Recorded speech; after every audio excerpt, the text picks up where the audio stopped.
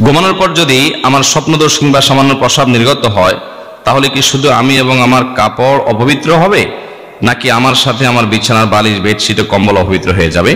দেখুন, যদি কোনো কারণে স্বপ্নদোষ হয় কিংবা গোসল ফরজ হয় কিংবা কোনো পেশাব সামান্য নির্গত হয় বা যতটুকুই হয় নির্গত হয়, তাহলে যেই জায়গায় লাগবে সেই জায়গাটা নাপাক হবে।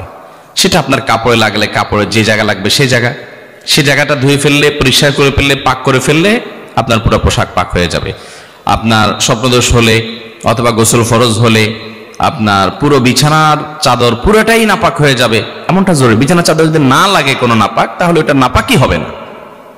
পরনের পোশাকে তো অবশ্যই লাগার কথা, অতএব সেটা নাপাক হবে, কিন্তু বিছানার চাদরে না লাগলে সেটা নাপাক হবে না। আর বালিশে লাগার প্রশ্নই ওঠে না, যার কারণে সেখানে নাপাক হবে না। হ্যাঁ, যদি কোনোভাবে বালিশে লেগে যায় তাহলে সেটা নাপাক হবে, ওটা ধুয়ে ফেলতে হবে। অতএব স্বপ্নদোষ হলে একেবারে বালিশ, বিছানা চাদর সব পাক করতে হবে, ধুইতে হবে, এমনটা কোনো আবশ্যক নয়। যেখানে লাগছে সেটা ধুইতে হবে। এরপরে প্রশ্ন হলো, যদি রুমে কোরআন রেখে স্বামী স্ত্রী মিলন করে সেটা জায়েজ হবে কিনা? জায়েজ হবে, এতে কোনো গুনাহ হবে না এবং এটাকে কোনো গুনাহের বিষয় মনে করার কোনো কারণ নেই। ইচ্ছাকৃতভাবে কোরআন অমাননা না হলে, কোরআন আছে এক সাইডে কোনো একটা কিছুর উপরে, ওই ঘরে মানুষ তার ব্যক্তিগত যে সমস্ত বৈধ কাজ আছে, যে কোনো বৈধ কাজ সেখানে করতে পারে, এর কারণে কোনো কোরআনের প্রতি অসম্মান এর গুনাহ হবে না। ছোট শিশু পেশাব করে দিলে গোসল করতে হবে কিনা?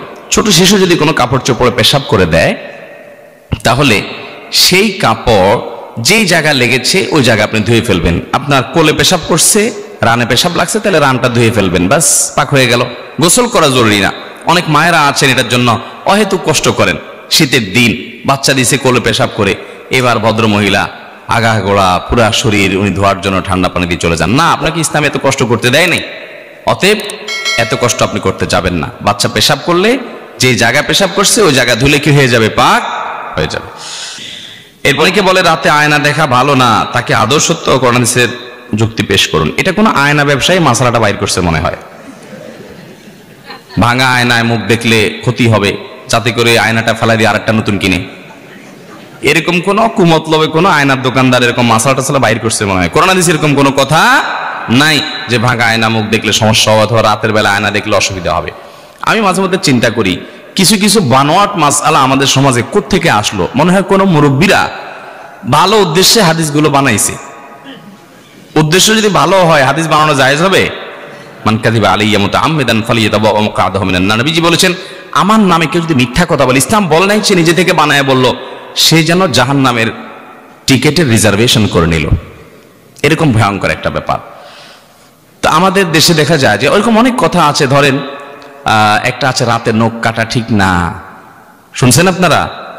ভাঙা আয়না মুখ দেখা ঠিক না, ভাঙা প্লেটে খানা খাওয়া ঠিক না, রাতের বেলায় বা প্লেটের পানি বাহিরে ফেলানো ঠিক না।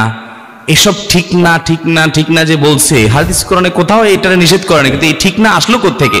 আমি চিন্তা করে মাঝে মধ্যে এটার উত্তর পাই। আমার কাছে মনে হয়, আমার ভেতর থেকে উত্তর আসে এটা যে মনে হয় কোন সময় মুরব্বীরা মনে করছে রাতের বেলায় পোলাপান নখ কাটতে গিয়ে অন্ধকারের মধ্যে, আগে জায়গায় আপনার বিদ্যুৎ ছিল না, আপনার হারিকেন মোমবাতি বা চেরাগের লাইটে, নিবু নিবু লাইটে নখ কাটতে গিয়ে আঙ্গুল কেটে ফেলতে পারে পোলাপান, এই জন্য মাসালা বাহির করছে রাতের নখ কাটা ঠিক না।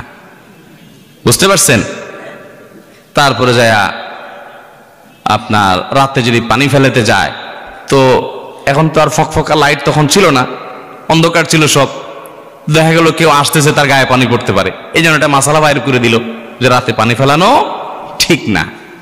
এই যত ঠিক না আছে এগুলো সব সৎ উদ্দেশ্যে হাদিসগুলো বানাইছে হয়তো কেউ বা কারা, কিন্তু এগুলো কোরআন হাদিসে এই যেগুলো বললাম এগুলো নাই। এগুলোর উপর আমাদের সাবধান থাকতে। হ্যাঁ, ভাঙা প্লেটে আপনি খাবেন না, সেটা হয়তো এই কারণে হতে পারে যে ভাঙা জায়গাতে জীবাণু থাকতে পারে, পরিষ্কার ভালো করে হবে না, এই জন্য আপনি না খাইতে পারেন, সেটা স্বাস্থ্যগত বিষয়। শরীয়তের কোনো সে এখানে নাই, নিষেধ করে নাই।